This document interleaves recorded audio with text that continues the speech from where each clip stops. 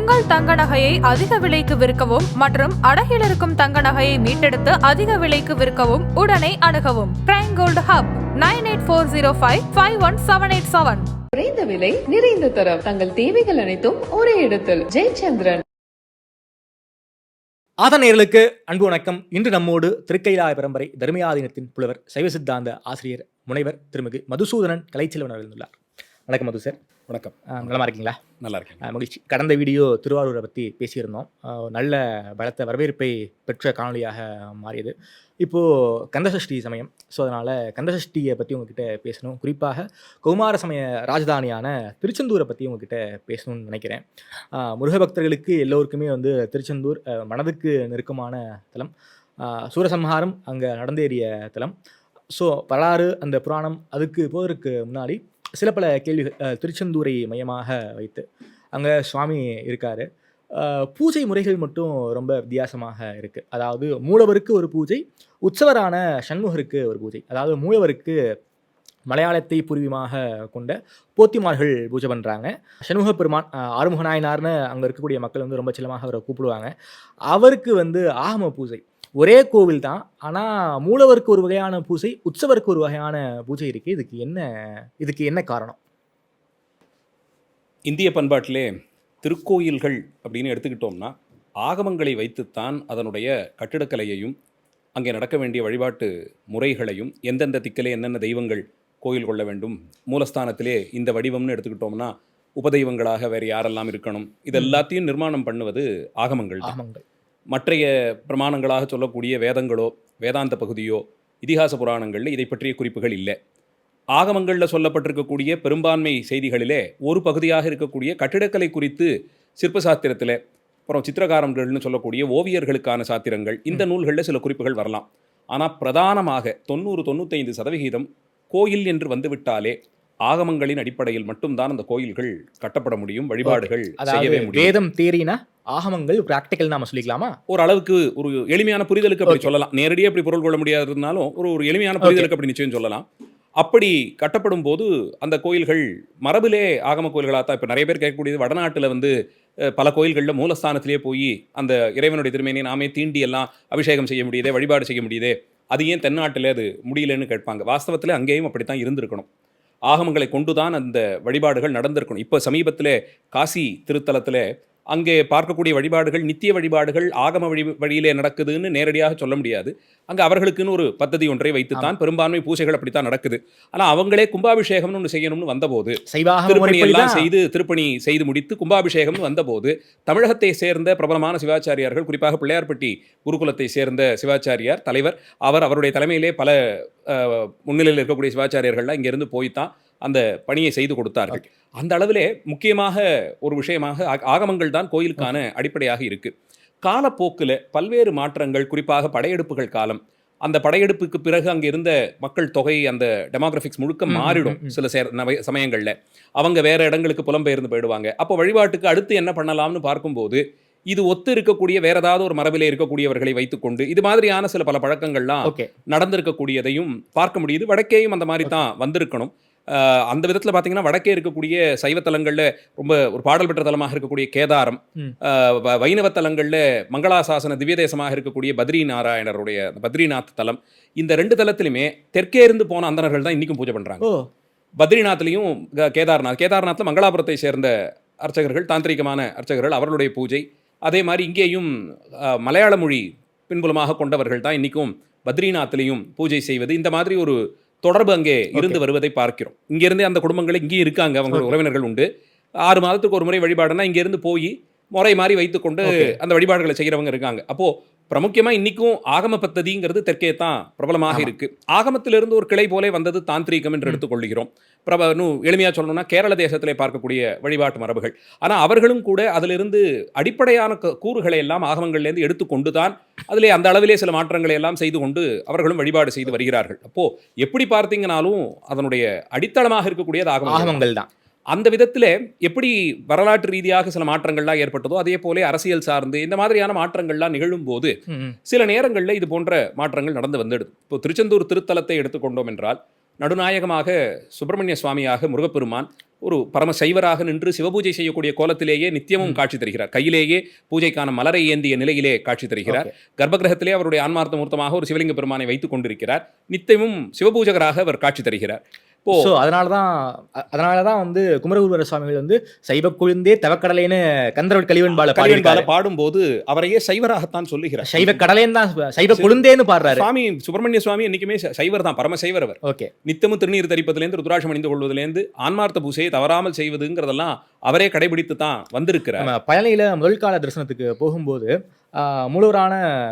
மூலவருக்கு வந்து அபிஷேகம் பண்றதுக்கு முன்னாடி மரகலிங்கத்துக்கு அபிஷேகம் பண்ணி அதாவது ஆன்மார்த்த மூர்த்தமாக சுவாமியே வந்து சிவபெருமான சிவபூஜை பண்ண பிறகுதான் அவருக்கான நித்தியப்படி பூஜை தலங்கள்லையும் பார்க்கலாம். பல முருகன் தலங்களையும் பார்க்கலாம். சுவாமிமலையிலே ஆகட்டும், இங்கே ஆகட்டும், திருப்பரங்குன்றம், பல முருகன் தலங்கள்லேயும் மூலஸ்தானத்திலேயே சுவாமி இருப்பார். அவரோடவே அவரோட ஆன்மார்த்த மூர்த்தத்தையும் எழுந்தருள பண்ணக்கூடிய மரபுகள்லாம் இருக்கத்தான் பார்க்கிறோம். அப்போ சிவபெருமான் பிரதானம், அவருடைய ஞான வடிவமாக இருக்கக்கூடிய முருகப்பெருமான் இவரை பாவித்து பூஜிக்கிறோம். அந்த நிலையில தான் கோவிலுடைய அமைப்பு இருக்கு.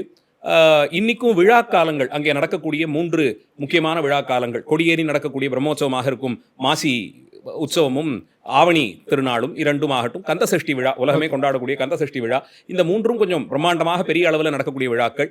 இது தவிர்த்து நடக்கக்கூடிய வைகாசி விசாகம், அந்த தைப்பூசம் மாதிரி முருகப்பெருமானுக்குரிய சிறப்பு விழாக்கள், இது அத்தனை ஆகம பദ്ധதியில தான் இன்னைக்கும் நடந்து பிரதானமாக நடக்கக்கூடிய பூஜைகள்லாம் அந்த முறையில தான் நடக்க பார்க்காது. யாகசாலை நிர்மாணமாகட்டும், அது எல்லாமே சமீபத்தில் நடந்த கும்பாபிஷேகத்திலே அதை நாம் பார்க்க முடிந்தது. அதனால அந்த ஒரு பദ്ധதி பேதங்கள்ங்கிறதெல்லாம் வரலாற்று காலங்களிலே அரசியல் காரணங்கள், சமுதாய மாற்றங்கள் இதன் மூலமாக வந்ததாகத்தான் கொள்ள முடிகிறது. குறிப்பாக தெற்கே இருக்கக்கூடிய கோயில்கள், குறிப்பாக திருநெல்வேலிக்கு தெற்கே இருக்கக்கூடிய கோயில்கள், திருநெல்வேலி அதை சுற்றி இருக்கக்கூடிய பல ஊர்களிலேயும் அந்த உதயமார்த்தாண்டவர்மன் சொல்லக்கூடிய ஒரு அரசனுடைய காலத்திலே இந்த மாற்றங்கள் நிர்வாக காரணங்களாலே சில மாற்றங்கள் ஏற்பட்டதாக வரலாறு பதிவு பண்ணி கொடுக்குது. அது தவிர்த்து இப்போ திருநெல்வேலி நமக்கு ரொம்ப பழையதாகனா பாண்டியர் காலத்திய கல்வெட்டுகளிலேயே சுப்பிரமணிய பட்டாரக்கர்னு அந்த சுவாமியை அழைக்கிறார்கள். அதாவது மூலஸ்தான மூர்த்தியே சுப்பிரமணிய பட்டாரக்கர் என்று தான் திருநாமமிட்டு அழைக்கிறார்கள். வட்டெழுத்து கல்வெட்டு ஆவணப்படுத்தி வெளியிடப்பட்ட கல்வெட்டு இன்னைக்கும் கோயிலே இருக்கு. ஒரு கற்பலகையாகவே அங்க வைத்திருக்கிறார்கள். அந்த கல்வெட்டு சாசனங்களின் படியெல்லாம் பார்த்தா சைவாகம பூஜையில தான் அந்த சுவாமியுமே இருந்திருக்கார். அது காலத்துல ஏற்பட்ட சில மாற்றங்கள் அந்த விதத்திலே நிகழ்ந்ததுதான் இந்த மாற்றமாக இருக்கணும். இப்போ அங்க திருச்செந்தூர்ல அப்படி எடுத்துக்கிட்டோம்னா வெளிப்பிரகாரத்துல ஒரு திருமாலுக்கு ஒரு சன்னதி உண்டு. அந்த கந்தமாதரம்னு சொல்ற அந்த குடவரையை ஒட்டி ஒரு சன்னதி, அதுல கிடந்த கோலத்திலே திருமாலுக்கு ஒரு பிரகாரத்துல நினைக்கிறேன். ஆமா, வெளிப்பிரகாரத்துல அதுல வைணவர்களே இப்பயும் பூஜை பண்றாங்க. ஹோமங்களும் கூட இந்த கும்பாபிஷேகத்தை பார்த்தோம், அவங்க தனியா அதுக்கு ஒரு யாகசாலைன்னு வச்சு அவங்க ஒரு ஹோமம் பண்ணி தான் பூர்ணாவதி எல்லாம் கொடுத்து கும்பாபிஷேகம் பண்ணாங்க. இது போக கோயிலினுடைய முழு நிர்வாக பொறுப்பிலேயுமாக கோயிலினுடைய சுவாமியினுடைய ஆபரணங்கள், வஸ்திரங்கள், மற்றைய சொத்து, அசையா சொத்து, நிலபுலன்கள், இது மாதிரி இருக்கக்கூடிய அத்தனையும் சேர்த்து கோயிலினுடைய நிர்வாக பொறுப்பிலே தில்லையிலே நாம தீட்சிதர்களை பார்ப்பது போலே செந்தில்வாழ் அந்தணர்கள் என்று சொல்லக்கூடிய இந்த திரிசுதந்திரர்கள், அவர்கள் முக்காலம் பெருமானுக்கு தொண்டு செய்வதற்காகவே வந்தவர்களாக சொல்லப்படும். அவர்களுடைய பங்களிப்பு இப்படி ஒரு அந்தணர்களுக்குள்ளேயே 4 பிரிவை சேர்ந்தவர்கள். போத்திமார்கள் மூலஸ்தான பூஜை, பள்ளி தேவசேனை சன்னதியிலேயும் போத்திமார்களுடைய பூஜை தவிர்த்து உற்சவராக இருக்கக்கூடிய திருமேனிகளுக்கு, குறிப்பா சண்முக பெருமானுக்கு சக்கரவர்த்தின்னு அவர்கள்லாம் அன்போடு அழைக்கக்கூடிய அந்த செந்தூர் சக்கரவர்த்தி அவர் அந்த செந்தில்நாதனாக இருக்கக்கூடிய அந்த சக்கரவர்த்தி பெருமானுக்கு பூஜை செய்வதெல்லாம் சிவாச்சாரியர்கள் ஆகம பദ്ധதியிலே அவர்கள் செய்வதென்றும், கோயிலினுடைய மேலாண்மை அந்த நிர்வாகம் இது எல்லாத்தையும் திரிசுதந்திரர்களாக இருக்கக்கூடிய அந்தணர்களும், திருமாலினுடைய சன்னதியை ஒரு வைணவ பார்ப்பதுதான் இன்னைக்கு இருக்கக்கூடிய நிலைமை. இது எந்த காலத்துல எப்படி மாறியதுங்கிறதெல்லாம் வரலாற்று ரீதியாகத்தான் போய் பார்க்கணும். ஆனா இன்னைக்கு இருக்கக்கூடிய சூழ்நிலை இந்த அளவுல தான் இருக்கு. ஓகே, போத்திகள்னா வந்து மலையாள போத்திகளா இல்ல மலையாளத்தை பூர்வீகமாக கொண்டவர்களா?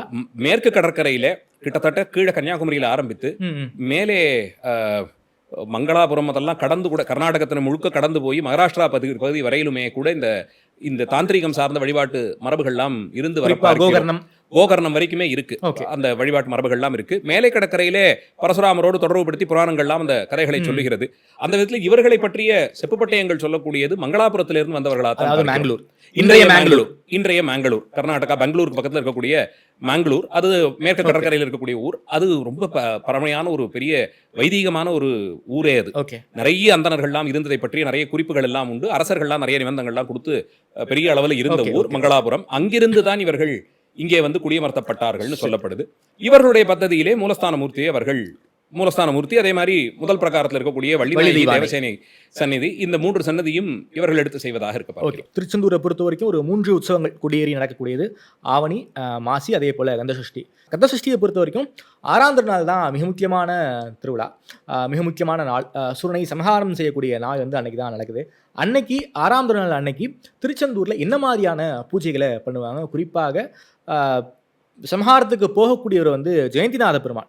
அங்கே வந்து 4 உற்சவர்கள் இருக்காங்க. அந்த 4 ஏன் வந்து ஒரு கோவிலில் வந்து ஒரு உற்சவர் இருக்கலாம், மேக்ஸிமம் சிவாலயத்தில் 2 உற்சவர்கள் இருக்கணுங்கிறது ஒரு விதி. ஒன்று சந்திரசேகரராக இருப்பார், இல்லாட்டினா சோமாஸ்கந்தராக இருப்பார். ஒரு சில சிவாலயங்களில் 2 பேருமே இருப்பாங்க. ஆனால் திருச்செந்தூரில் மட்டும் ஏன் வந்து 4 உற்சவர்கள் இருக்காங்க? ஏன் வந்து சம்ஹாரத்துக்கு வந்து சண்முகர் போகாமல் ஜெயந்திநாதர் போகிறார்? 2 உற்சவர் 3 உற்சவர்ங்கிற மாதிரி எல்லாம் இல்லை, விசேஷ மூர்த்திகள் எல்லா தளத்திலையுமே பார்க்கலாம். இப்போ சிவாலயங்கள்லேயே எடுத்துக்கொண்டீர்கள் என்றால் நீங்கள் சொன்னபடியே சந்திரசேகர மூர்த்தி இருப்பார், சோமாஸ்கந்த பெருமான் இருப்பார், அது இல்லாமல் நடராஜர் இருப்பார், பிக்ஷாடனர் இருப்பார். அந்த கோயிலினுடைய அரசர்கள் எப்படி எவ்வளவு தூரத்துக்கு அதை பிறந்தார்களோ அதை பொறுத்து இன்னும் கூட அதிகமான திருமேனிகள்லாம் இருக்கலாம். தஞ்சை பெரிய கோயிலில் தட்சிணாமூர்த்திக்கு லிங்கோத்பவருக்கெல்லாம் உற்சவ திருமேனி இருந்ததை பற்றிய சான்றுகள் கிடைக்குது. ஆனால் அது அளவுபடுத்த முடியாது. அந்தந்த விசேஷங்களுக்கு எந்தெந்த மூர்த்தத்தை எழுந்துள்ள பண்ணணும்னு ஆகமங்கள் சொல்லியிருக்கோ அதற்கு தகுதியாக மூர்த்தங்களை சமைத்து பிரதிஷ்டை செய்திருப்பார்கள். அன்னைய விழாவிற்கு அந்த எம்பெருமானை எழுந்துள்ள செய்வதுதான் வழக்கம். அந்த விதத்தில் இங்கேயும் அந்தந்த உற்சவத்திற்கு நிமித்தமாக எழுந்துள்ளக்கூடிய சிறப்பிலே திருமேனிகளை இருக்க பார்க்கிறோம். அந்த விதத்தில் ஜெயந்திநாதர் முக்கியமா அந்த சஷ்டி காலத்திலே சம்ஹாரத்திற்கு எழுந்துள்ளக்கூடியவர். அந்த தலத்திற்கே ஜெயந்திபுரம்னு தான் புராணங்கள் பெயர் வைத்திருக்கு. அந்த நகரத்திற்கு தலைவர் என்று சிறப்பு இவருக்கு வாய்க்கப்பட்டிருப்பதனாலே திருநாமத்தின் மூலமாக ஜெயந்திநாதராக இருக்கக்கூடிய அந்த எம்பெருமான் இதற்கு எழுந்துள்ளதுன்னு ஒரு கணக்கு வச்சிருக்காங்க. அதே போல குமரவிடங்க பெருமான், அவர் பிரம்மோற்சவத்திலே ஒரே நாள் எழுந்துள்ளக்கூடிய ஒரு சிறப்பு. அலைவாயுகந்த பெருமான்னு ஒரு திருமேனி. இது போக நமக்கு சண்முக பெருமான் முக்கியமான தெய்வமாக இருக்கார். சிவாலயங்கள்ல எப்படி மூலஸ்தானத்திலே லிங்க வடிவமாக இறைவன் இருப்பார், தெற்கு பார்த்து நடராஜா இருக்கக்கூடிய ஒரு தனி சன்னதி இருக்கும், சபைன்னு சொல்லி அதை விசேஷமாக சமைத்திருப்பார்கள். அந்த மாதிரி இவரும் ஒரு விசேஷ மூர்த்தியாக தெற்கு பார்த்து ஞானமூர்த்தியாக எழுந்தருளி இருக்கக்கூடியவர் சண்முக பெருமான். சண்முக பெருமான வந்து விஸ்வரூபமூர்த்தியா தான் அங்க உள்ளவர்கள். அங்க சமஹாரத்திற்கு பிறகு பிரம்மாவினுடைய தலைமையிலே இந்திராதி தேவர்கள் அத்தனை பேரும் வந்து ஸ்தோத்திரம் பண்ணி நின்று யாராலையும் சம்ஹாரம் பண்ண முடியாத ஒரு தன்மையோடு இருந்த சூரபத்மனை சிவபெருமானுடைய ஞான வடிவமாக பிறக்கக்கூடிய ஒருவர், தோன்றக்கூடிய ஒருவர் தான் செய்ய முடியும்னு சொல்லி இருக்க, நீங்கள் சிவபெருமானுடைய ஞான வடிவம்னு தெரிந்து கொண்டோம், உங்களுடைய அந்த ரகசியத்தை காட்டி கொடுக்கணும்னு கேட்டபோது சுவாமி விஸ்வரூப தரிசனம் கொடுத்தார்னு சொல்லப்படுகிறது. அப்போ சண்முகராக 12 கரங்களோடு அது ஆகாசத்தையும் முட்டிக்கொண்டு மேல் நோக்கி போய் அந்த தானே ஞான வடிவமாக இருந்து எல்லா உலகங்களுக்கும் தலைமைத்தன்மையோடு இருக்கக்கூடிய அந்த சிறப்பை சண்முக பெருமான் அந்த கடற்கரையிலேயே காட்டி கொடுத்தார்னு புராணங்கள் எல்லாம் தோத்திரம் செய்ய பார்க்கிறோம். அதனால தான் அருணகிரி பெருமான் எத்தனையோ தலங்களுக்கெல்லாம் போய் பாடி அங்கங்கே நிறைய அற்புதங்கள் லீலைகள்லாம் நடந்தாலும் திருச்செந்தூர் தலத்திலே முருகப்பெருமான் ஞான நடனம் எல்லாம் ஆடி காண்பித்தார். நடனத்தை நாம் ஞானத்தின் வெளிப்பாடாக பார்க்கிறோம். ஞானத்தினாலே ஆனந்தம் வரும். ஒரு விஷயத்துல தெளிவு பிறக்கும் போது ஒரு ஆனந்தம் வரும். அந்த ஆனந்தத்தை வெளிப்படுத்துவது நாமே ஒரு அல்ப சந்தோஷம் வந்தாலே குதிச்சு சந்தோஷத்தை தெரியப்படுத்துறோம், கத்தி சந்தோஷத்தை வெளிப்படுத்துறோமே, அந்த மாதிரி இது பரமானந்த நிலையை ஒரு தாண்டவத்தின் மூலமாக காட்டி கொடுக்கக்கூடியது. எம்பெருமான் ஆடக்கூடிய அந்த தாண்டவத்தை கந்த கடவுளும் அருணகிரியாருக்கு ஆடி காண்பித்தார்னு இந்த தலத்திலே அந்த சிறப்பை பதிவு பண்றார் சுவாமிகள். இப்படியெல்லாம் சேர்ந்து ஆடி வர வேண்டும். இன்னும் சில தலங்கள்லையும் ஆடி தரிசனம் கொடுத்திருந்தாலும் திருச்செந்தலம்பதியிலே பண்ணினதை சுவாமிகள் ரொம்ப விசேஷமா கொண்டாடுறார் அருணகிரி பெருமான். அந்த விஸ்வரூப தன்மையை சண்முகராக இருந்து இன்னைக்கும் காட்டி கொடுக்கிறார். அதனால தான் அவர் வந்து அவ்வளவு சுலபமா நம்ம அசைக்க கூட முடியறது இல்லை. சலமூர்த்தியாகவே அவர் இருந்தாலும் கூட கிட்டத்தட்ட ஒரு அச்சலமூர்த்தி போல அங்கேயே நிறுத்தி அவர் எழுந்தருளை பண்ணணும்னா உருகு சட்ட சேவையெல்லாம் செய்து அன்பினாலே வழிபட்டு அந்த அளவிலே இப்போ நம்ம ஏதோ பலத்தினால அந்த மூர்த்தத்தை தூக்கி ஒரு படிச்சட்டத்துல வச்சோம், கட்டினோம், பத்திரமா கட்டப்பட்டிருக்குங்கிற எண்ணம் எல்லாம் தாண்டி அந்த திருத்தலத்துக்கே உரிய சிறப்பாக ஆவணி மாசி திருவிழாவிலே ஒரு 2 நாட்கள் சண்முக பெருமான் திருவீதியிலே உலா கண்டறக்கூடிய அந்த ஒரு சிறப்பு. அதற்காக குறித்த அந்த நாளிலே விடியற் காலை வேளையிலே பிரம்ம முகூர்த்தத்திலேயே முகூர்த்தம் குறித்து அந்த எம்பெருமானை அங்கிருந்து எழுந்தருளை பண்ணுவாங்க. மனித பிரயத்தனத்துல அப்படி பலத்தோட எல்லாம் தூக்கி எடுத்து மாத்தி வச்சிட முடியாது. அவருக்குன்னு இந்த உருகு சட்டம்னு ஒரு படிச்சட்டம் மாதிரி இருக்கும். அது சாய்வாக இருக்கும். சுவாமி எழுந்தருள் இருக்கக்கூடிய ஆஸ்தானத்திலேருந்து அந்த படிச்சட்டத்தை பொருத்தி இருப்பார். அது அப்படி சர்க்கு மரம் மாதிரி இருக்கும். அதிலே இவர்கள் ரொம்ப ஜாகிரதையாக அந்த எம்பெருமான் அதிலிருந்து உருகி எழுந்தருள்வது போலே அடியார்கள் எல்லாம் சேர்ந்து அவரை வணங்கி துதிக்க அந்த திருசுதந்திரர்கள் எல்லோரும் சூழ நின்று அவர் உயிருக்கு மேல பாவிப்பாங்க. திருசுதந்திரர்களுக்கு அந்த சண்முக பெருமான் பேர்ல இருக்கக்கூடிய ஆசை வரலாற்று காலம் தொடர்ந்து பார்த்துக்கிட்டு வரோம். அது படையெடுப்பு காலங்களில் ஆகட்டும், போர்ச்சுகீசியர்கள் அங்கே நடத்தின நிறைய அட்டூழியங்கள் செய்த காலத்தில் ஆகட்டும், அங்கெல்லாம் உள்ளபடியே உயிரை கொடுத்தே காப்பாற்றி கொடுத்துருக்காங்க அந்த எம்பெருமானை. அதனால உயிராகவே பாவிக்கிற நிலையில அவர் உருகி வரக்கூடிய அந்த அழகு போல அவர் அங்கிருந்து இறங்கி வருவார்.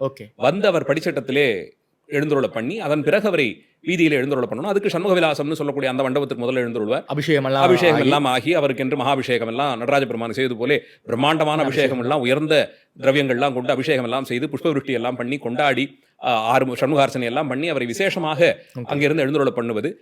சம்ஹாரார்த்தமாக அவர் ஒரு சிவப்பு சாத்தின்னு ஒரு விழா, அதுவே முழுக்க சைவ சித்தாந்த பദ്ധதி.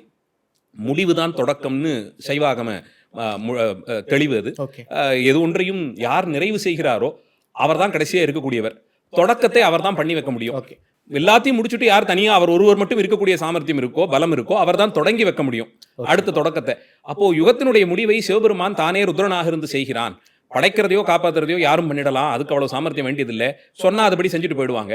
எல்லாத்தையும் முடிச்சுட்டு அந்த பொறுப்பு பெரிய வேலையாச்சு, அத்தனையும் முடிச்சு தான் தனியாக இருந்து அடுத்த தொடக்கத்தை ஏற்படுத்தணும். அதனால முடிக்கக்கூடிய அந்த தன்மை, நிறைவு செய்யக்கூடிய தன்மை, சம்ஹாரார்த்தமாக எடுக்கக்கூடிய வடிவமாக சண்முக பெருமான் அன்றைக்கு சிவப்பு வஸ்திரங்கள் சிவப்பு நிற மலர்லாம் அணிந்து ருத்ராம்சமாக புறப்பட்டு வருவார். அது சம்ஹாரார்த்தமாக செய்யக்கூடியதுன்னு அது அந்த முடிவை காண்பிப்பது. தானே பஞ்சகிருத்தியத்தையும் செய்வ 5 தொழிலையும் தானே செய்வதை காட்டிக் கொடுக்கணும். அதுல சம்ஹாரத்தை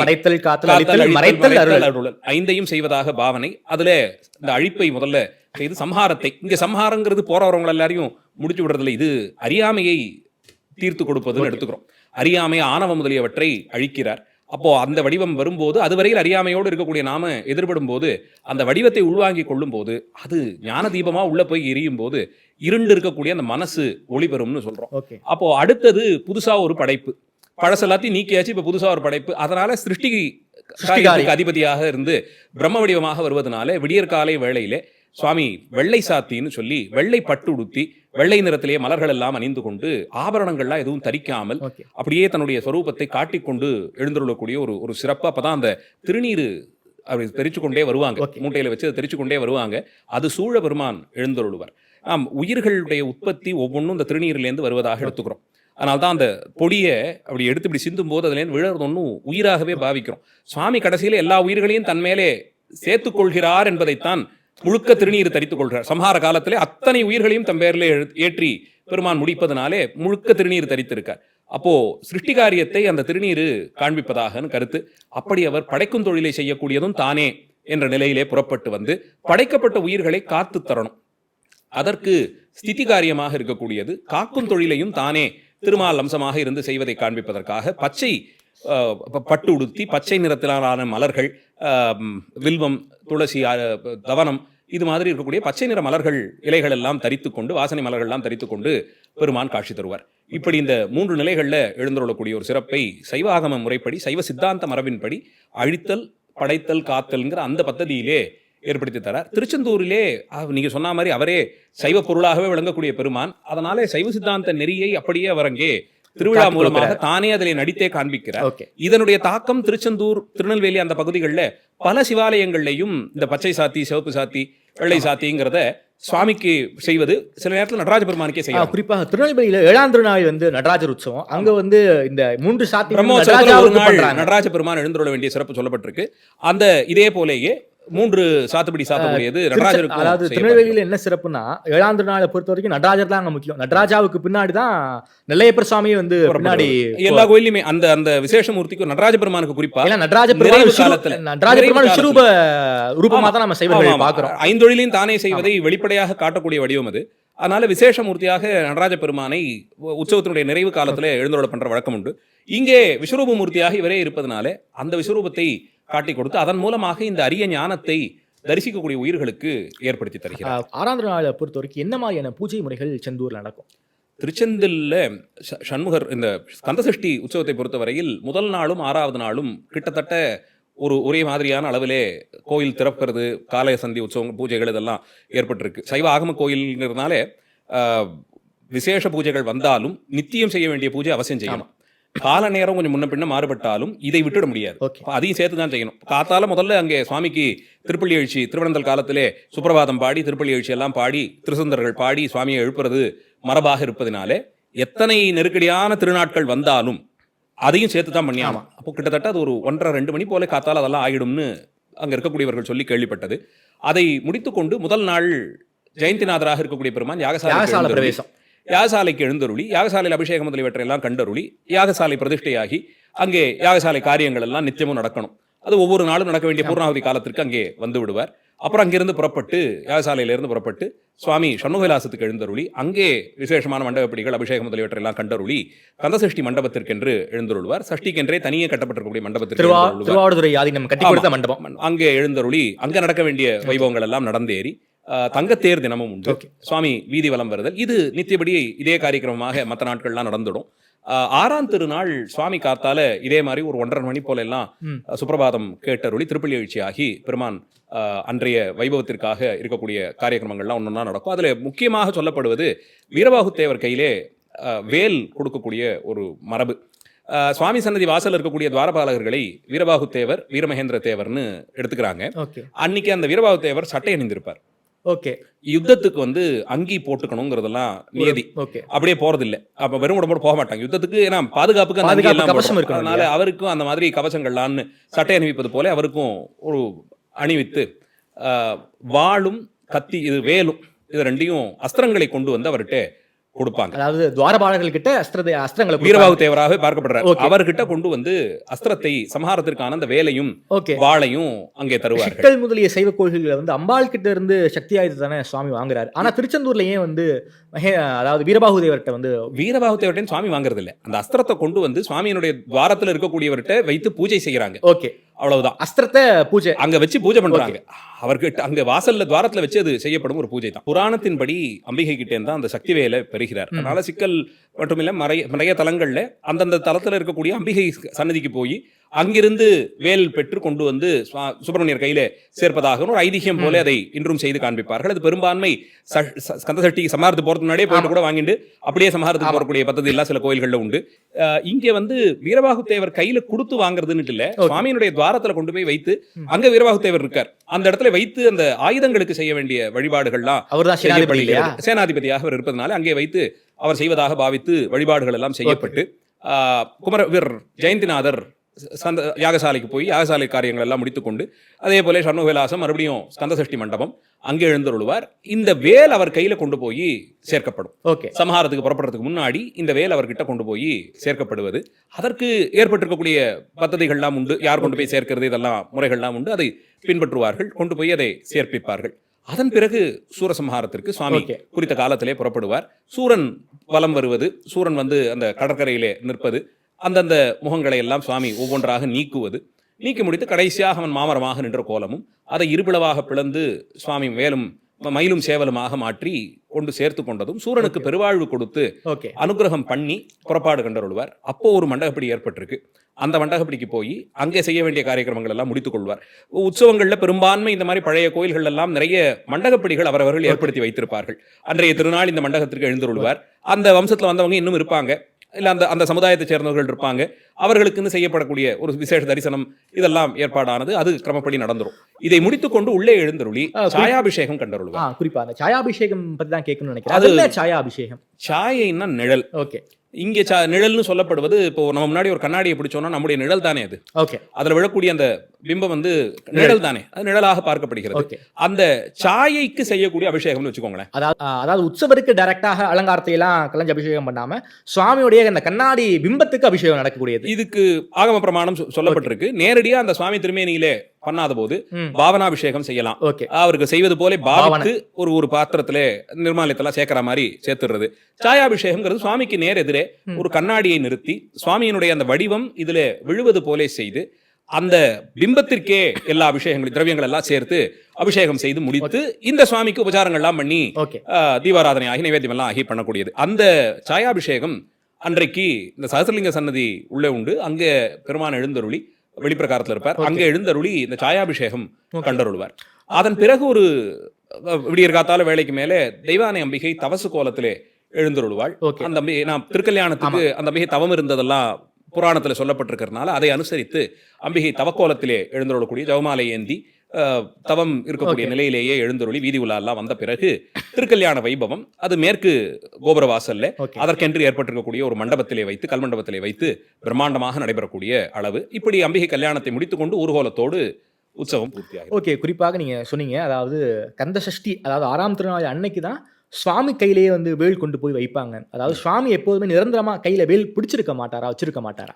சுவாமியினுடைய வேலுங்கிறது வாஸ்தவத்திலே பெரும்பான்மை முருக வடிவங்கள்ல வலது மேற்கரத்திலே சுவாமி சக்தியாயுதம்னு ஒரு ஆயுதத்தை தாங்கியிருப்பார். நேரடியா வேலுக்கு ஈக்குவேட் பண்ணி சொல்லலாம்னா இந்த சக்தியாயுதம் தான் ஆயுதமாக இருக்கு. அது பல அது ஒரு ஒரு சதுரமா இருக்கும், ரொம்ப கூர்மையாக இருக்கக்கூடியது.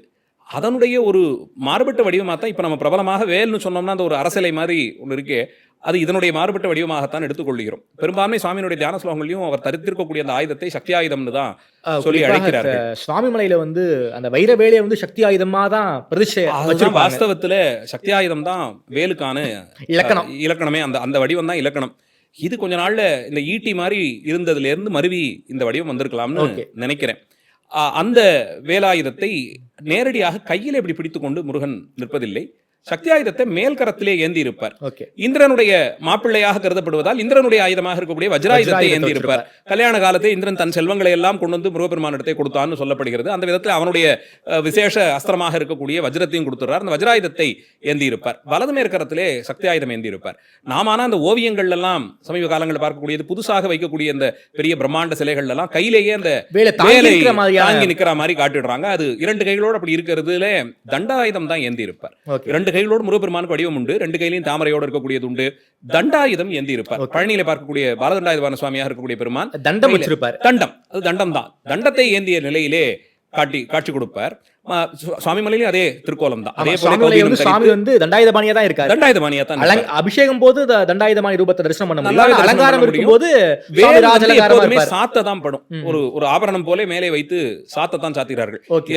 பிராச்சீனமான திருமேனிகள் நமக்கு இப்போ நாட்டை பொறுத்தவரையில் ஒரு பல்லவர் காலத்திலிருந்து முருகப்பெருமானுடைய திருமேனிகள் நிறையவே கிடைக்குது. பிரம்மசாஸ்தா மாதிரி ஆரம்பிச்சு இந்த நிலையிலே 4 கரங்களோடு இருக்கக்கூடியதெல்லாம் நிறைய வடிவங்கள் நமக்கு கிடைத்தாலும் எதுலையுமே நேரடியா இப்ப நாம பார்க்கக்கூடிய இந்த அரசியலை மாதிரி இருக்கக்கூடிய அந்த வேலை கம்பி மாதிரி கையிலே ஒரு கோல் போல பிடித்து கொண்டு நிற்கக்கூடிய வடிவத்தை பார்க்க முடியல. சமீப காலத்துல ஒரு 10-20 வருஷத்துல கட்ட கோயில்கள்ல அதெல்லாம் நிறைய இலக்கணங்கள்லாம் மாறி போய் சிற்பங்கள்லாம் செய்யக்கூடியதுல அதெல்லாம் சேர்ந்துடுது. ஆனா இந்த மாதிரி கையை பிடித்து நிற்பது ஓவியங்கள்ல நம்ம பார்க்கிறோம். ஓவியங்கள்ல கூட பழைய ஓவியங்கள்ல பாத்தீங்கன்னா சுவாமி வலது கையில அபயம் தான் கொடுப்பார். அப்ப வேல் ஒரு மாதிரி இப்படி மேலதான் சாத்தி இருப்பார். கையிலேயே அதை பிடித்துக் கொண்டு நின்றாருங்கிறது அப்படி சொல்லப்படுவது இல்லை.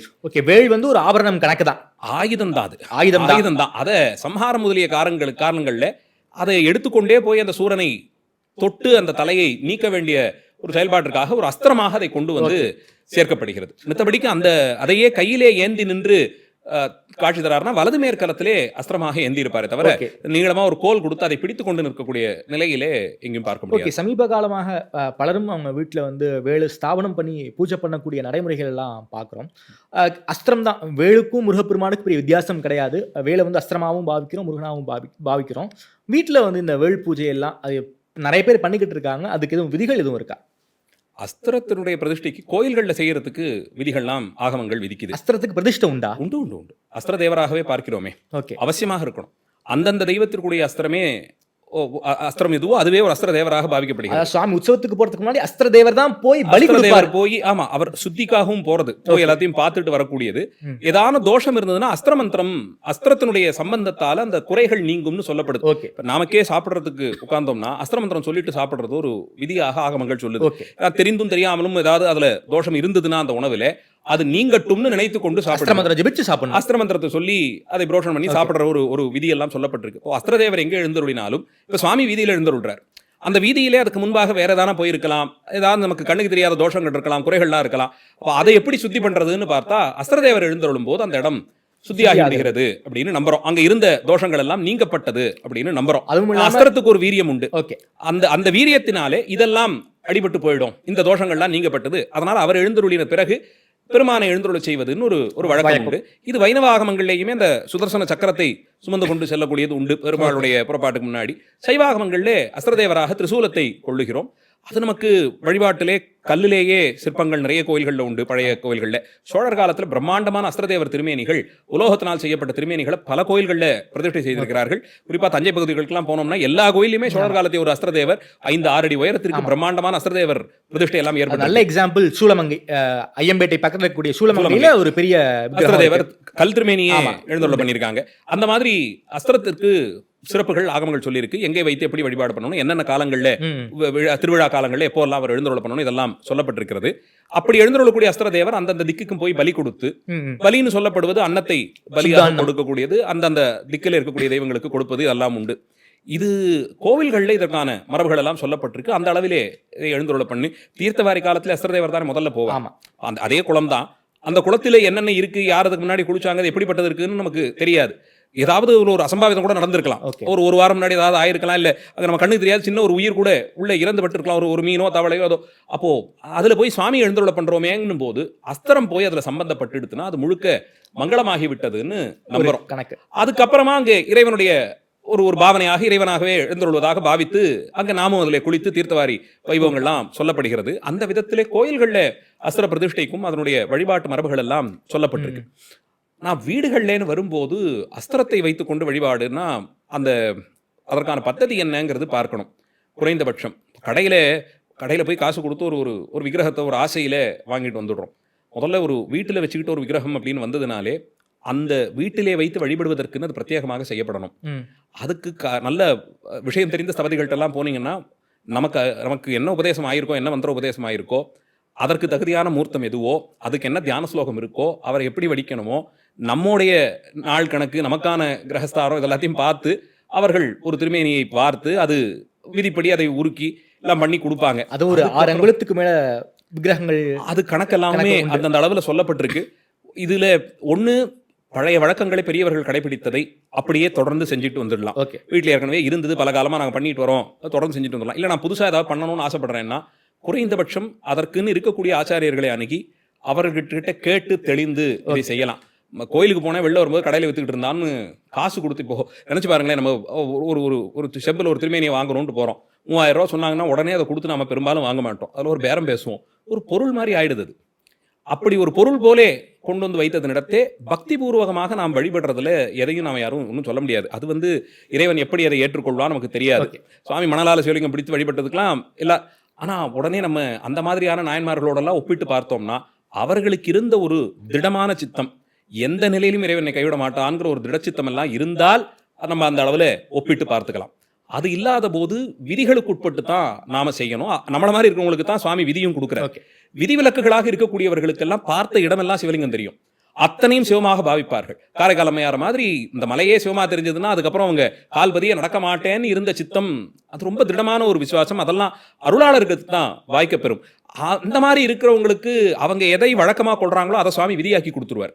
அவங்களுக்கு பிரச்சனையே கிடையாது. நம்மை மாதிரி இருக்கக்கூடிய சாமானியர்களுக்கு தான் விதி புத்தகமே வெளியிடப்படுது. அப்போ நமக்கானது என்னங்கிறத விதிகளை பார்த்து தான் தெரிந்து கொள்ளணும், அதைத்தான் நம்ம கடைபிடிக்கணும். கண்மூடித்தனமாக நான் கண்ணப்பரோடு என்னை ஒப்பிட்டுக் கொண்டேன், நந்தனார் பெருமானோடு ஒப்பிட்டுக் கொண்டேன், காரைக்கால் அம்மையாரோடு ஒப்பிட்டுக் கொண்டேன்னு சொன்னா அதெல்லாம் விளையாட்டு தான். தெரிந்தோ தெரியாமலோ அதை நம்மை கொண்டு போய் அபச்சாரத்திலேயே தள்ளினாலும் ஒன்றும் சொல்ல முடியாது. செய்யறது சரியா தவறானே தெரியாம கூட பாவங்கள் எல்லாம் செஞ்சு முடிக்கிற மாதிரி ஆயிடும். அப்படி இருக்கும்போது வீட்டில் ஒரு விக்கிரகம்னு வரும்போது நம்முடைய கெப்பாசிட்டி என்னங்கிறத தெரிஞ்சுக்கணும். ஒரு விக்கிரக வழிபாடுங்கிறது ஏதோ அந்த ஒரு 10 நாளைக்கு வச்சுட்டு திருப்பி கொண்டு போய் ஷோகேஸ்ல வைக்கிறது இந்த மாதிரியான விஷயம் இல்லை. அதுக்குன்னா நீங்க ஒரு பொம்மையா வாங்கி ஷோகேஸ்ல அழகா வச்சுக்கலாம், பார்க்கும்போது ஒரு சந்தோஷத்துக்கு. நீங்க வைத்து அதுக்கு செய்ய வேண்டிய உபச்சாரங்கள் எல்லாம் செய்யறேன்னு ஆரம்பிச்சா, இப்ப கந்த சஷ்டிக்கு நீங்க சொன்ன மாதிரி இப்ப வேல் பூஜைன்னா இந்த 6 நாளைக்கு மட்டும் ஒரு வேலை கொண்டு வந்து அதை நடுநாயகமாக வைத்து வழிபாடு செஞ்சுட்டு முடிச்சதுக்கு அப்புறம் அது என்ன ஆகுது? 6வது நாள் சஷ்டி முடிஞ்சாச்சு. அதுக்கு அடுத்த நாள்லேருந்து நாம எப்பயும் போல ஸ்கூல் காலேஜுக்கு போகிறோம், இல்லை உத்தியோகத்துக்கு போகிறோம், நமக்கான வேலைகள் இருக்குது, நம்முடைய ரெக்ரியேஷன் இருக்குது, ஃபேமிலின்னு இருக்குது, இந்த கமிட்மெண்ட் எல்லாம் இருக்குது. அப்போ அந்த வேல் என்ன ஆகுது? தொடர்ந்து அதுக்கான நிலை என்ன? அப்போ அந்த 6 நாள் மட்டும் அதில் இருந்த சுவாமி அதுக்கப்புறம் எங்கே போகிறார்? இதை பற்றின எந்த யோசனையும் இல்லாமல் எல்லாரும் பண்ணுறாங்கன்ற ஒரு ஆசையில் நானும் வாங்கிட்டு வந்து ஒரு வேலை வச்சுட்டேன், அதுக்கு இந்த 6 நாள் இப்படி எல்லாம் பூஜை பண்ணேன், அப்படி எல்லாம் பூஜை பண்ணேன்னு அதை வீடியோவாக்கி ரீல் ஆக்கி இது கொஞ்சம் ஆபத்தானதாகவே நான் நினைப்பேன். அஸ்திரங்களுடைய வீரியம் நம்மால அதை அடக்க முடியாது, ஒரு காலத்தையும் நம்மளால முடியாது. அதனால தான் இந்த மாதிரியான வழிபாடுகளை பொதுவாக கோயில்களோடு வைத்திருந்தார்கள். வீட்டிலேயே அஸ்திரத்தை எல்லாம் பிரதிஷ்டை பண்றதுன்னா அதுக்குன்னு ஏதாவது ஒரு காரணம் இருந்து பழைய காலத்துல யாராவது ஆரம்பித்து வைத்திருப்பார்கள். அப்படி இருக்கவங்க தொடர்ந்து செய்து வர்றது அது வேற. இப்போ ஆசைனால நான் செய்யறேன்னு சொல்லிட்டு வெவ்வேறு அளவில் அஸ்திரங்கள் எல்லாம் வாங்கிட்டு வந்து வீட்டில் வச்சுட்டு ஒருவேளை நம்முடைய வழிபாட்டை ஏற்று பெருமான் அதிலே ஆரோகணித்தாருன்னே வச்சுப்போமே, அதில் ஆவேசிச்சாருன்னே வச்சுப்போமே, 6 நாளுக்கு அப்புறம் தொடர்ந்து அதை நம்ம செய்கிறோமா? இதுதான் முதல் கேள்வி. குறிப்பாக சைவ சமயத்தை பொறுத்த வரைக்கும் சமய தீட்சை ஆகி அதுக்கப்புறம் விசேஷ தீட்சை நமக்கு ஆகும்போது சனிலிங்கம் கொடுப்பாங்க. அதுக்கப்புறம் நம்ம உடைவர் பூசை கொடுத்தாலும் நம்ம தீட்சை பண்ணி வச்ச குருநாதருக்கு சத்தியம் பண்ணி கொடுக்கணும். அதாவது ஒரு காலத்துல அதை விடமாட்டேன்னு நம்ம சத்தியம் பண்ணி கொடுத்து அதாவது இந்த உடம்புல உயிர் தரிக்கிற வரைக்கும் சிவபூஜை அந்த பண்ணணும். மந்திரத்தையும் அந்த வழிபாட்டுக்கு கொடுத்திருக்கக்கூடிய அந்த திருமேனியையும் அந்த லிங்கமூர்த்தத்தையும் நான் கைவிட மாட்டேன்னு சொல்லி சத்தியம் பண்ணி கொடுக்கணும். ஆமா, கண் பொருந்தும் போதகத்தும் கைவிட நான் கடவேனேன்னு அப்பர் சுவாமிகள் சொல்றாரு. திருப்பயணத்துல பாடுறாரு. திருப்பயணத்துல பாடுறாரு, கண்ணே எனக்கு மூடி நான் விழற வரைக்கும் விடமாட்டேன் அப்படின்னு சத்தியம் பண்ணி அதை வாங்குறோம். அதனாலதான் ஆகமங்கள் படுத்த படுக்கை ஆயிட்டோம்னா கூட வீட்டுல நம்ம பண்ணிட்டு இருந்த சிவபூஜையை எப்படி செய்யலாங்கிறதுக்கு விதிகள் சொல்லுது. ஓகே, வயசு தளர்ந்து போய் படுத்த படுக்கை ஆயிட்டோம்னா கூட ஒரு சில மந்திரங்களை சொல்லி கை இப்படி நகருதுன்னா ஒரு பூ எடுத்தானா யாரையான எழுந்தருளை பண்ண சொல்லி தூவினால அதை பெருமான் ஏற்றுக்கொள்வான். அதெல்லாம் கடைசியா அதெல்லாம் எக்ஸெப்ஷன்ஸ். ஓகே, அதையே நம்ம ரூலா ஒரு காலத்தையும் மாற்றக்கூடாது. அப்போ ஒரு விக்கிரகத்தினுடைய வழிபாடுன்னு வந்துட்டுதுன்னா நித்தியமும் அவர்களுக்கு செய்யப்பட வேண்டிய உபச்சாரம், அது என்ன மரபோ அந்த மரபின்படி செய்யப்பட வேண்டிய உபச்சாரங்களை தொடர்ந்து செஞ்சு தான் ஆகணும். நான் ஊருக்கு போறேன், அந்த ஒரு 4 நாள் நான் இல்லை அப்படின்னா அப்போ என்ன ஆகும் அந்த தெய்வம்னு கேட்டா அப்போ மட்டும் என்ன சொல்லிடுவாங்க, சிலர்லாம் என்கிட்ட சொன்னது, சுவாமிக்கு என்ன நான் கொடுத்து தான் நிறைய போதா, அவரே பார்த்துப்பார். அப்போ எல்லா நாளுமே அவரே பார்த்துட்டு போறார். வீட்டில் இருக்கும்போது பொழுது எனக்கு டைம் இருக்கு, ஃப்ரீயா இருக்கேன், இல்லை இப்போ பண்டிகை எல்லாரும் ட்ரெண்டிங்ல அதை ரீலா போட்டுக்கிட்டு இருக்காங்க, அதனால நானும் உடனே ஒரு வேலை வாங்கி வச்சு உடனே ஒரு பூஜையை பண்ணி அதை உடனே வீடியோ எடுத்து போடணும். இந்த மாதிரி செய்யப்படுவதற்கு இது விளையாட்டு விஷயம் இல்லை, நிச்சயமா கிடையாது. அஸ்திரங்கள் எல்லாம் அப்படி வச்சுக்கிட்டு விளையாடவே கூடாது. அதுக்கு 6 நாள் நிச்சயம் விரதம் இருக்கலாம். சஷ்டிக்கான விரத படலங்கள்லாம் கந்த புராணத்திலே கச்சப சிவாச்சாரியார் விளக்கமாக நமக்கு சொல்லிட்டு போயிருக்காரு. 6 நாள் விரதம் சொல்றீங்க, 48 நாள் 27 நாள் ஒரு மண்டல கணக்குலலாம் இப்போ விரதம் இருக்கிறாங்களே, அதெல்லாம் சரியா? அதாவது மரபுகள் பழக்க வழக்கங்கள் வந்துருச்சுன்னா யார் அதை நமக்கு உபதேசம் பண்றாங்கன்னு பார்க்கிறோம். ஆச்சாரியர்கள் எதையாவது கடைபிடித்திருந்தார்கள்னா அதை தொடர்ந்து நம்ம செய்யறோம், அவ்வளவுதான். ஏன்னா நம்முடைய அறிவு குறைவுபட்டதுங்கிறது முதல்ல நமக்கு எண்ணமாக இருக்கணும். எனக்கு எல்லாம் தெரிஞ்சிருச்சுன்னு நினைச்சிட்டோம்னா அப்புறம் கோயிலோ வழிபாடோ எதுவுமே தேவை கிடையாது, நமக்கு தான் எல்லாம் தெரியுமேன்ற எண்ணம் வந்துடும். என் அறிவு ரொம்ப மந்தமானது குறைவுபட்டதுங்கிற எண்ணம் இருக்கும்போது இப்போ ஒரு வழிபாடுன்னு வந்ததுன்னா அதற்கு யார் ஆச்சாரியரோ அவரை போய் அணுகி அவர்கிட்டே நாம கேட்கிறோம். இறைவன் கொண்டாடும் இடத்துல இறைவன் இருப்பார், அதை பற்றி ஒன்றும் சந்தேகம் இல்லை. ஆனால் நாம இறையோ ஒன்றத்தை வேண்டி கேட்டு செய்கிறோம் அப்படின்னும் போது விதிகளை பெருமான் தான் வகுத்தான்னு நம்புறோம்னா, பூஜை செய்கிறேன்னு ஆரம்பிச்சிட்டோம்னா அந்த இறைவன் பேரில் நம்பிக்கை இருக்குன்னா இந்த விதிகளை அவர் தான் கொடுத்தாரு நம்ம நம்பணும். அந்த நம்பிக்கை இருக்கிற பட்சத்தில் தான் அந்த இறைவனை நாம் வழிபடவே செய்கிறோம். அப்போ அந்த விதிகள் என்ன சொல்லுதுங்கிறத தெரிந்து கொண்டு செய்யணும். மண்டல விரதம் எல்லாம் கந்த சஷ்டிக்கு புராணங்கள்ல எங்கேயாவது சொல்லியிருக்கான்னு எனக்கு தெரிந்த அளவில் இல்லை. வேற யாரான பெரியவங்ககிட்ட கேட்டு தெளிந்து கொள்ளலாம். ஆனால் சஷ்டி விரதம்ங்கிறது காலங்காலமாக இருப்பது தீபாவளி அமாவாசையை ஒட்டி இருக்கக்கூடிய அந்த 6 நாட்கள் விரதம் தான். அந்த அமாவாசைக்கு அடுத்த நாள்லேருந்து இருக்கக்கூடிய 6 நாட்கள் விரதம் சஷ்டி. அது ஒவ்வொருத்தர் அவர்களுடைய தகுதிக்கு ஏற்றார் போல, அதாவது உடல் தகுதி, நம்முடைய பணி, இதெல்லாம் பார்த்து செய்வார்கள். ஒரு சிலர் இரவு ஒரு வேளை மட்டும் ஏதாவது பலகாரமா சாப்பிட்டுடுறது, இட்லி தோசை மாதிரி பலகாரமாக சாப்பிட்டுடுறதுன்னு, ஒரு சிலர் அன்னம் மட்டும் தவிர்த்துட்டு மற்றபடிக்கு, ஒரு சிலர் வெறும் பழம் பால்லையே 6 நாளும் இருப்பதுன்னு கொள்வாங்க. இன்னும் ஒரு சிலர் மதியானம் ஒரு வேளை பலகாரம் சாப்பிட்டுடுறேன் அப்படின்னு வச்சுருப்பாங்க.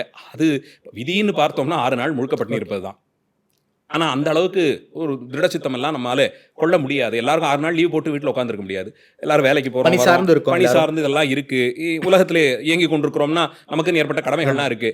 விரதத்தினுடைய அடிப்படை அந்த 6 நாட்கள் முருகப்பெருமான் நமக்காக சிவபெருமானுடைய திருக்கண்களிலிருந்தே தோன்றிய அந்த தத்துவமானது தான் விரதங்கள் எல்லாம் அனுஷ்டித்து வந்த வழிகள் எல்லாம் சிவபூஜை செய்து கொண்டு நேரே வந்து உமாதேவியாரிடத்தின் பெற்ற அந்த சக்தி வேலை ஏந்தியபடியே வந்து கிரௌஞ்ச் என்கிற ஒரு மலை வடிவில் இருந்த அசுரனை சம்ஹாரம் பண்ணினார். மலை மாறி கனமாக இருந்த என்னுடைய மனசுல இருக்கக்கூடிய அந்த குறைகள் எல்லாம் நொடிந்து போகட்டும், அடுத்து ஒவ்வொன்றாக அவர் செய்து கொண்டே வந்து அந்த சிவஞானம் வெளிப்பாடாக செந்திலம்பதிக்கு வந்தார். அங்கிருந்து சூரனுக்கு கடைசியா தூது அனுப்பி ஒரு வாய்ப்பு கொடுத்தார். இப்போ எதிரிகிட்டேயும் ஏதான ஒரு ஒரு ஓரத்தில் அவன் மனசுல கொஞ்சம் ஈரம் இருந்து அவன் ஏதாவது திருந்தி தொலைச்சிட்டான்னா போட்டுன்னு அவனுக்கு அனுகிரகம் பண்ணிடுவோம், அந்த ஊரையெல்லாம் சம்ஹாரம் பண்ண வேண்டிய வழக்கம் தேவை இருக்காதேன்னு சொல்லி அதுக்கு ஒரு தூதனை விட்டார். ஆஹா, இப்படி அவரே எதிரிகளிடத்தை இப்படி ஒரு எண்ணம் கொண்டிருந்தாரே, நாம வந்து ஒரு அல்ப சண்டைக்காக இவங்ககிட்டலாம் ஒரு எதிர்ப்பை பாராட்டுறோமேன்.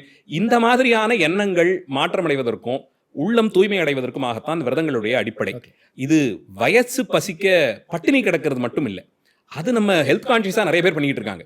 எத்தனையோ டயட் சிஸ்டம்ஸ் எல்லாம் வந்துருச்சு, அவங்கவுங்க டயட்லாம் இருக்காங்க. அப்போ அதுக்கே அனுகிரகம் வந்துடணுமே, பட்டினி கிடப்பது மட்டும் கிடையாது. இது எந்த அளவுலன்னா, இப்போ அந்த ஒரு திருப்புகழ் எடுத்து படிச்சுக்கிட்டு இருக்கோம், அந்த திருப்புகழில் அருணகிரிநாதர் கொண்டு போன அந்த விதத்தை பார்த்து நம்ம மனசுக்குள்ள போய் அதை ஏதோ பண்ணுது.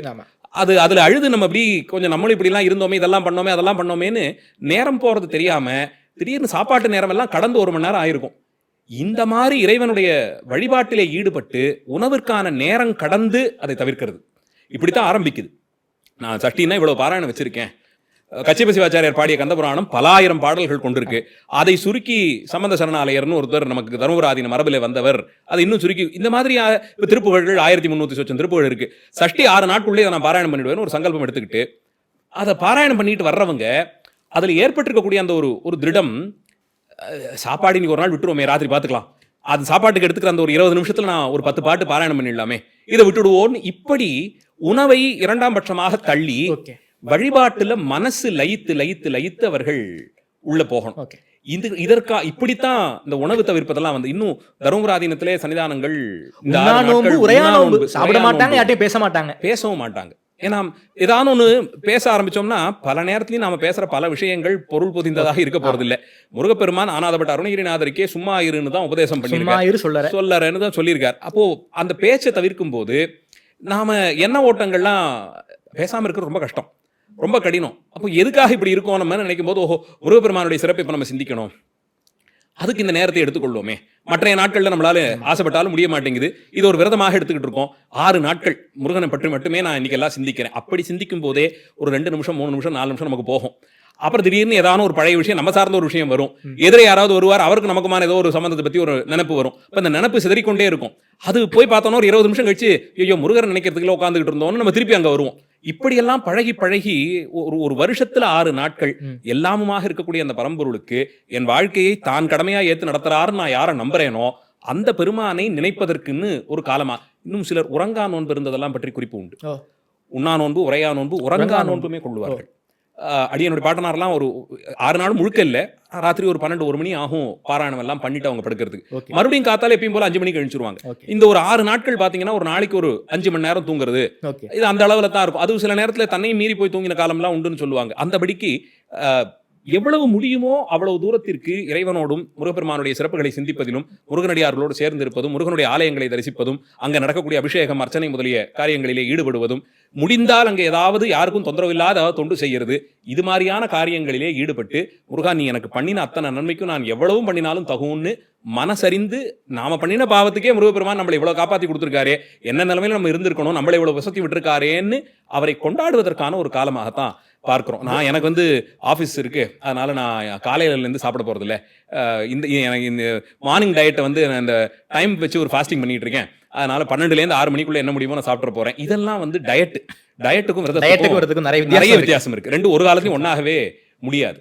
அது அப்படி சிரமப்பட்டுக்கிட்டு இருக்கிறதுக்கு விரதத்துக்கு என்ன இலக்கணமோ அதை தெரிந்து கொண்டு குறைஞ்சபட்சம் ஒரு நாள் இருப்போமே, சம்ஹாரத்தன்னைக்கு ஒரு நாள் இருப்பதுங்கிறத ஒரு வழக்கமா வச்சுக்கலாம். விதிப்படி அந்த விரதங்கள் பூர்த்தி ஆகும்போது குறிப்பாக சம்ஹாரத்தன்னைக்கு தரிசனம் பண்ணிடுவாங்க.